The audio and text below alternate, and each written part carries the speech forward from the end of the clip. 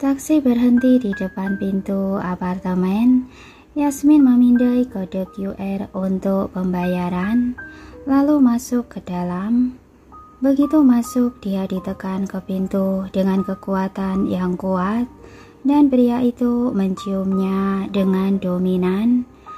Yasmin merasa pusing, aroma yang familiar serta suhu tubuh yang panas memenuhi hidungnya membuat merasa ingin menangis. Jika beberapa hari lalu Jason begitu proaktif dan antusias, dia mungkin akan menjadi gila karena gembira. Tapi saat teringat tadi sore Jason dan Joanna mencoba gaun pengantin di depannya, rasa panas itu langsung menjadi dingin. Dia mengangkat tangan dan mendorong pria itu di depannya dengan keras, kemudian menyeka mulutnya dengan jijik. Apa Joanna tidak bisa memuaskanmu? Kamu begitu kelaparan sampai tidak pilih-pilih. Sangat jelas Jason juga baru pulang. Dia belum ganti pakaian dan masih mengenakan setelan jas dengan rapi. Dia menatap wanita di depannya dengan pandangan muram. Bagaimana denganmu? Katanya mau bercerai, tapi tengah malam malah datang ke sini. Tidak tahan dengan sulitnya bekerja. Begitu mendengar perkataan yang meremehkannya, tangan Yasmin yang tergantung di sisi tubuhnya langsung mengepal. Ia berkata dengan marah, "Uang yang didapat memang tidak sebanyak saat bekerja untukmu, tapi jauh lebih mudah." Dia berjalan masuk mengitari pria itu, menyalakan lampu di ruang tamu, mengambil surat perceraian dan kartu-kartu di meja kopi, kemudian menjejalkannya ke dalam pelukan Jason. "Aku datang ke sini untuk mengambil ini. Pas sekali kamu ada di sini. Jadi besok aku tidak perlu mengirimkannya." Hati Jason merasa kesal saat melihat surat perceraian dan beberapa kartu di tangannya. Saat itu dia berpikir kalau Yasmin hanya sedang marah, tapi ternyata benar-benar berani melakukannya. "Kamu serius?" Jason berkata sambil menahan marah. Yasmin mengangkat alisnya dengan acuh tak acuh. "Sangat serius. Setelah tanda tangan, lain kali kita selesaikan prosedur saat ada waktu." Jason menatap istri di depannya dengan seksama. Selama 3 tahun pernikahan, Yasmin selalu menjadi nyonya Gunawan yang sangat berkualitas. Dia berperilaku baik, patuh, dan baik kepada keluarganya, dan selalu berusaha membuatnya senang. Tapi sekarang dia seperti orang yang berbeda. Ada rasa tidak sabar yang biasa di wajahnya yang cantik dan putih, dan perkataan yang keluar dari bibir merahnya yang mengkilat seperti dilapis es, benar-benar tidak sabar ingin meninggalkannya. Jason merasa hatinya tertusuk. Dia dengan cepat mengalihkan pandangan lalu berbalik pergi ke ruang tamu. Suara yang dingin terdengar. "Tidak perlu lain kali. Besok jam 9 pagi, kita bertemu di pintu catatan sipil." Yasmin mengira dirinya sudah siap, tapi saat ini dia menyadari bahwa hatinya masih terasa sakit, seperti ribuan jarum menusuknya. Setengah tubuhnya mati rasa. Dia bahkan tidak tahu bagaimana bisa keluar dari sana. Dia kembali ke studio dalam keadaan linglung, kemudian berbaring di tempat tidur dan baru menyadari rasa sakit yang menjalar dari lambungnya. Dia bergegas ke kamar mandi sambil menutup mulutnya. Dia memuntahkan semua makanan dan minuman yang dia makan tadi malam. Namun rasa sakit di lambungnya sama sekali tidak mereda, bahkan terasa semakin panas. Yasmin memiliki penyakit MAH, setiap kali kambuh terasa sangat sakit. Hanya saja sudah lama penyakitnya ini tidak kambuh dan dia sudah melupakan rasa sakitnya. Saat pindah dia bahkan tidak membawa obatnya. Dia keluar dari kamar mandi dan berjalan ke kamar mandi dengan susah payah. Keringat dingin muncul di punggungnya. Dia menelpon Luna sambil menahan rasa sakit. Luna tidur dengan sangat lelah, jadi dia sama sekali tidak mendengarnya. Yasmin takut malam ini akan mati kesakitan di sini. Dia ragu-ragu selama beberapa saat, akhirnya menelpon Jason. Saat dering pertama tidak ada yang menjawab. Saat dering kedua telepon diangkat, lalu terdengar suara lembut dari ujung lain. Suara ini adalah suara Joanna. "Halo, siapa ya?" Saat dia keluar dari apartemen Jason sendirian, namun dalam sekejap sudah bersama dengan Joanna. Yasmin merasa otaknya bermasalah karena berpikir untuk meminta bantuan Jason. Karena tidak mendengar jawaban, dia mencoba bertanya, "Yasmin, apa kamu mencari Jason?"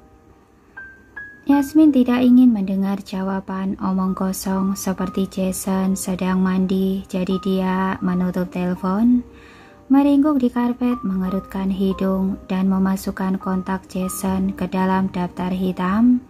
Dia meletakkan ponsel, pandangannya menjadi gelap dan pingsan. "Yasmin."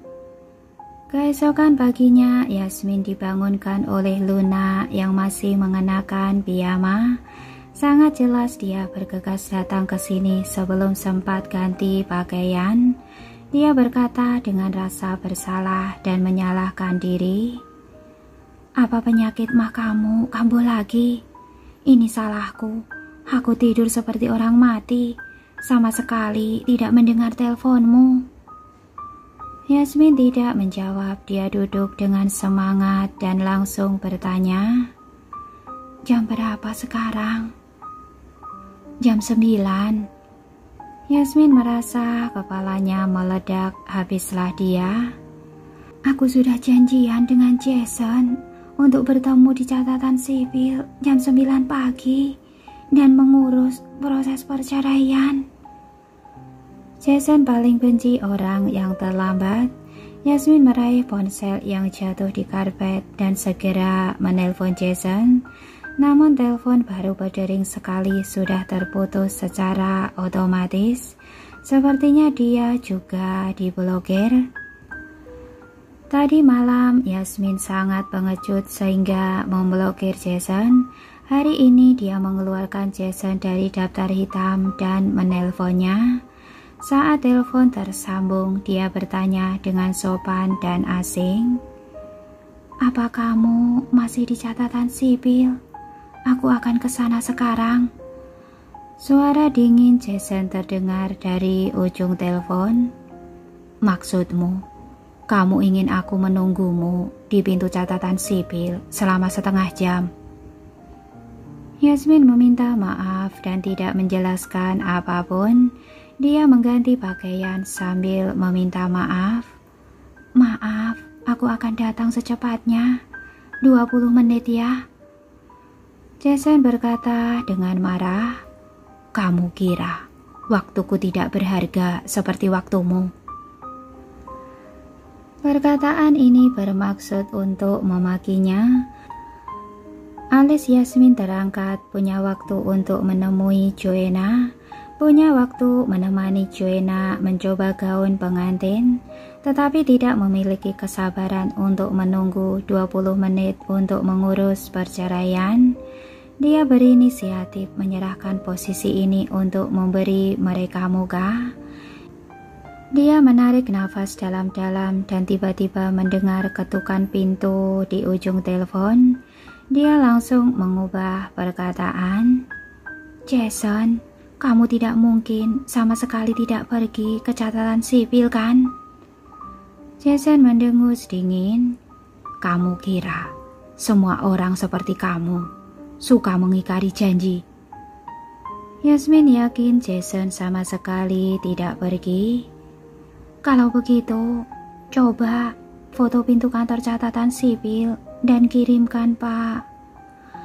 Sebelum dia selesai bicara, Jason melemparkan ponselnya dan mengumpat, "Cih, bajingan." Luna merapihkan pakaiannya lalu memaki tanpa sungkan. Perbuatan busuk apalagi yang dia lakukan? Yasmin berkata dengan marah, "Siapa yang tahu? Aku terlambat. Dia tidak pergi ke catatan sipil, tapi masih marah. Hanya orang berkuasa yang boleh marah. Rakyat jelata tidak boleh." Tepat setelah dia selesai berbicara, sebuah pesan masuk ke ponsel Luna. Dia mengambil dan melihatnya, kemudian memutar matanya dengan jijik. Dia menyerahkan ponselnya pada Yasmin dan berkata, "Jason membayar banyak uang untuk membuat janji denganmu, Lusa. Bukan, tepatnya membuat janji dengan Sani. Bajingan.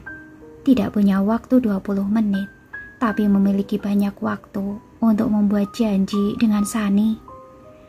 Yasmin hampir menghancurkan ponsel ini hingga berkeping-keping, matanya sangat dingin. "Aku sedang berduka, tidak punya waktu." Saat ini hanya ada satu hal dalam benaknya, perceraian. Segera bercerai. Luna mengetuk ponselnya lalu membalas pesan asistennya. Dia meletakkan ponsel lalu menganalisa. "Sepertinya Jason membuat janji denganmu untuk memesankan gaun Joanna. Bulan depan akan ada pesta mode di Prospera. Aku dengar dia juga ada di dalam daftar tamu. Pesta ini sangat pribadi. Sepertinya Jason menghabiskan banyak uang untuk membuatnya diundang." Saat mendengar ini, rasa sakit di hati Yasmin berkurang, atau mungkin sudah mati rasa, bibirnya berkedut. Bukan hanya memasukkan orang itu ke dalam daftar undangan, tapi juga ingin mencari Sani untuk membuatkan gaun. Bukankah ini usaha yang sangat besar? Melihat Yasmin tidak bereaksi, Luna tidak bisa menahan amarahnya dan memukul meja dengan keras. "Hei, apa kamu akan membiarkan pelakor itu menginjak-injakmu?" Yasmin tetap tenang. "Jika kamu punya ide untuk membuat Jason bangkrut, aku tidak keberatan menjadi bagian dari rencana itu." Perselingkuhan adalah hal yang tidak bisa dilakukan sendirian. Pada akhirnya prialah yang gagal menjaga moral pernikahan, ditambah lagi terlibat dengan pelakor yang sama sekali tidak tahu siapa dirinya sama sekali, tidak memberi keuntungan apa-apa baginya. Melihat Luna masih ingin bicara, Yasmin mengusap wajahnya dan mengganti topik pembicaraan. "Bukankah terakhir kali kamu bilang ada klien besar?" Luna malas-malasan. "Prospera Entertainment. Hari ini bosnya kebetulan ada di kota Bima. Dia ingin bertemu denganmu untuk membicarakan detailnya. Aku masih belum menyetujuinya." Di bawah Prospera Entertainment ada banyak selebriti terkenal, pemenang penghargaan. Sepanjang tahun selalu ada berbagai acara mode, acara penghargaan, dan berbagai pesta. Jadi permintaan gaun akan jauh lebih tinggi daripada orang lain. Kalau mendapatkan klien ini, jangankan tahun depan, sepertinya reputasi studio juga akan naik ke level yang lebih tinggi. Yasmin penuh semangat.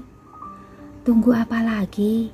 Bodoh kalau tidak menerima uang yang disodorkan ke depan mata. Kita pergi sekarang. Luna memandangi pinggang Yasmin yang sangat kecil dan rapuh. Bola matanya berputar. Dia mendapatkan sebuah ide. Jam 2 siang, begitu Yasmin dan Luna sampai di depan gedung Prospera Entertainment dan akan parkir, sebuah supercar berwarna biru mencolok membuat belokan indah di belakang mereka dan mengambil tempat parkir yang telah ditargetkan Luna. Luna panik dan menginjak pedal gas. Prak! Sebuah hantaman keras dan mengejutkan terdengar. Berapa harga mobil ini? Luna menatap supercar yang tersangkut di bawah pantat Volkswagen dari kaca spion dan bertanya dengan getir, apa kita bisa membayarnya setelah menjual diri kita? Yasmin mengerjapkan mata dan berkata, aku kira kamu tidak bisa menerima dia merebut tempat parkir, jadi sengaja menabraknya. Aku panik, tapi aku tidak bodoh. Ekspresi Luna tampak sangat panik karena memikirkan uang yang harus dia bayar untuk kompensasi. Yasmin membungkuk untuk membantu mengatur persneling, memasang rem tangan lalu membuka pintu dan turun dari mobil. Aku akan memeriksanya. Pemilik supercar tersebut pun turun dari dalam mobilnya. Dia adalah seorang pria tampan dengan tinggi 190. Dia mengenakan sepasang kacamata hitam yang besar dan menutupi separuh wajahnya, hanya memperlihatkan hidungnya yang mancung dan bibir yang merona merah. Melihat Yasmin turun, dia berhenti mengunyah permen karet dan tersenyum. Gadis berpinggang ramping, apa sebelumnya kita pernah bertemu? Kenapa kamu terlihat begitu familiar? Yasmin juga merasa pria ini tampak familiar. Saat semakin dekat, dia baru menyadari pria ini adalah Kevin Setiadi, sahabat Jason. Kevin dan Jason tumbuh bersama sejak kecil. Tapi Yasmin hanya pernah bertemu dia sekali, dan itu sudah 2 tahun lalu. Dia bertemu Kevin dan menyapanya saat pergi menjemput Jason yang mabuk. Yasmin dengan cepat melihat ke bagian depan supercar dan juga wajah Kevin lalu tersenyum. Kevin Setiadi. Kevin tersenyum, dia mendorong kacamata hitam ke atas, lalu menatapnya dengan sepasang mata rubah. Gadis berpinggang ramping, apa sebelumnya kita pernah bertemu? Aku Yasmin Lukmantara.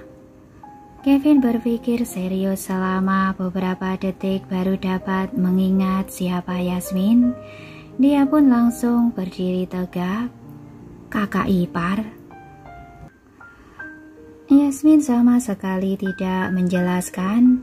Dia melirik bagian depan mobil. Kamu lihat ini. Kevin menepuk tangannya dan berkata, ini semua salahku. Aku terburu-buru untuk bertemu seseorang, jadi merebut tempat parkir. Ini hanya masalah kecil.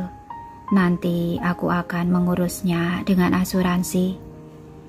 Yasmin tersenyum dan berkata, kalau begitu, aku akan meminta Jason mengganti biaya perbaikan mobilmu. Kevin segera berkata, mana boleh, ini hanya masalah kecil. Kamu pergi saja. Yasmin berbalik pergi menatap Luna yang berkeringat dingin dan tercengang. Kenapa kamu bengong di sana? Cepat jalankan mobilnya. Kita pergi ke tempat parkir di mall seberang. Hah? Di dalam mobil, Luna bisa mendengar jelas percakapan dua orang ini dan sedikit terkejut.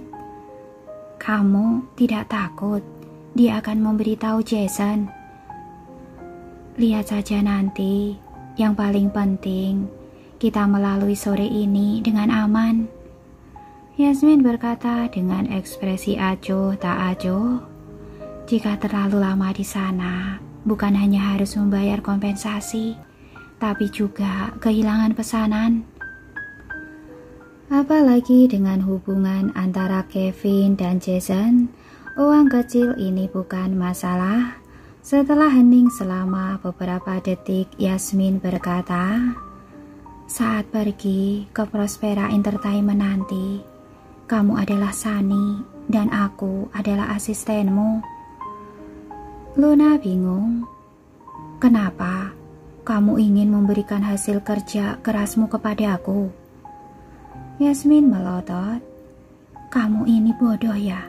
Bagaimana jika Kevin pergi ke Prospera Entertainment dan mengetahui aku adalah Sunny, lalu berita ini sampai ke Jason? Dia tadi mengatakan dia adalah janda karena suami meninggal. Jika Jason tahu bahwa dia adalah Sunny, bukankah akan membunuhnya?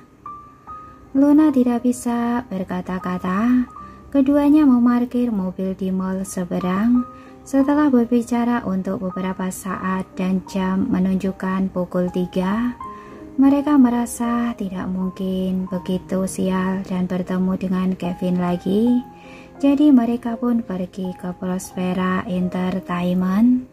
Saat mendengar mereka berdua berasal dari studio LM, resepsionis tidak bisa menahan diri untuk melirik mereka beberapa kali dan bertanya dengan pelan, apa Nona Sunny? Saat datang ke sini, Luna takut terlihat merasa bersalah, jadi dia membeli kacamata hitam menutupi ekspresinya dan berkata dengan suara yang ditekan pelan, ini asisten aku. Resepsionis memandangnya dengan kagum, lalu mengantar mereka ke lift. Presiden kami sudah lama menunggumu. Oke, untuk hari ini sekian dulu. Gimana Kak ceritanya? Membosankan, menghibur, atau adakah komentar yang lain? Tolong kakak-kakak beri komentar ya. Dan semoga cerita ini bisa menghibur kakak semuanya. Dan saya ucapkan banyak-banyak terima kasih buat kakak semuanya yang sudah mendukung saya. Sekian dulu dari saya. Terima kasih. Wassalamualaikum warahmatullahi wabarakatuh.